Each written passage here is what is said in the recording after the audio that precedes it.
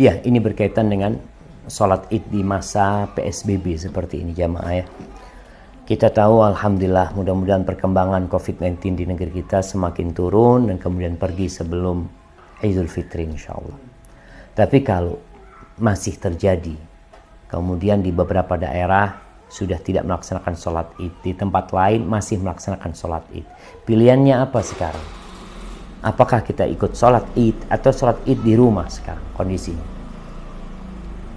Kalau mereka yang melaksanakan sholat Idul Fitri berdasarkan arahan dari pemerintah, himbauan, kemudian juga dari para ulama, ya kita mau hadir di sana apabila memang kondisinya memungkinkan di sana social distancing, umpamanya jaraknya jauh-jauh dan kita bisa untuk tidak menjadi penular kepada yang lain dan kita juga tidak tertular, mungkin itu masih bisa menjadi pilihan. Jadi kita harus melihat bahwasanya kondisinya dari satu daerah ke daerah lain berbeda-beda. Jadi kalau ada daerah yang mengadakan sholat id, kemudian mereka juga menjaga diri, kemudian kita mau hadir, tafadhol. Tapi kalau kita takut, karena sejatinya pemerintah masih mengatakan zona merah ya, apalagi bicara Id Fitri ini udah banyak orang yang mudik, orang mudik di dalam truk, mudik di dalam macam-macam yang kita nggak tahu kondisi mereka. Dan di tempat kita sendiri di Indonesia yang namanya tes untuk mereka yang terpapar atau untuk orang-orang yang mungkin masuk PDP, ODP masih terbatas sekali. Maka kalau tetap memilih sholat di rumah, Ana rasa itu nggak ada masalah.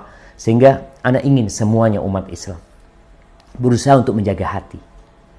Ketika ada yang memaksa untuk sholat id, mereka dengan kondisi tadi, social distancing, jaraknya jauh-jauh umpamanya, ya kita tidak perlu kemudian menyalahkan mereka atau memaki mereka. Ya sudahlah, mereka akan dihisap sendiri. Dan kita sendiri yang mungkin gak mau sholat id, tidak perlu saling mengolok-olokkan dalam kondisi seperti ini. Karena semua sedang berijtihad, mengikuti ijtihad para ulama ya. Mereka berusaha untuk mengikuti manalah yang menyebabkan kita cepat keluar dari COVID-19 ini.